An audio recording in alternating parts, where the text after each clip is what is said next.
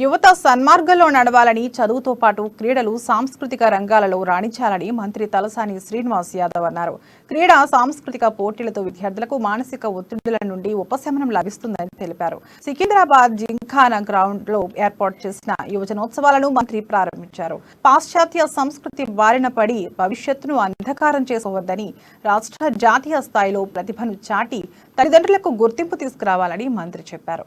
ప్రభుత్వం అన్ని విధాలుగా క్రీడాకారులకు సహకరిస్తుందని తలసాని తెలిపారు. Festival on 4th January 2023 at Gymkhana grounds in the following events. Education ని ప్రోత్సహించడానికి గౌరవ ముఖ్యమంత్రి గారు అనేకమైనటువంటి కార్యక్రమాలను తీసుకోవడం జరిగింది. మన ఊరు మన బడి, మన బస్తీ మన బడి. ఈ యొక్క ఎడ్యుకేషన్ సిస్టమ్ లో స్పోర్ట్స్ గాని కల్చరల్ గాని ఇవి కూడా ఉండాలనేటువంటి ఉద్దేశంతో మరి ప్రతి జిల్లాలో కూడా స్పోర్ట్స్ కాంప్లెక్స్ ల నిర్మాణం, మరి ప్రతి జిల్లాలో స్కూల్స్ కానివ్వండి, కాలేజెస్ కానివ్వండి, క్రీడల పట్ల వారికి మక్కువ ఉండాలి అనేటువంటి ఉద్దేశంతో కార్యక్రమాలు తీసుకోవడం.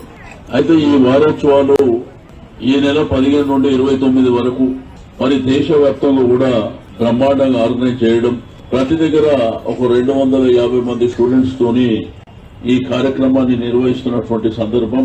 దీంట్లో ప్రధానంగా మరి పిల్లలకు పోలో కానివ్వండి, గ్రూప్ సాంగ్స్, డాన్స్, దీంతో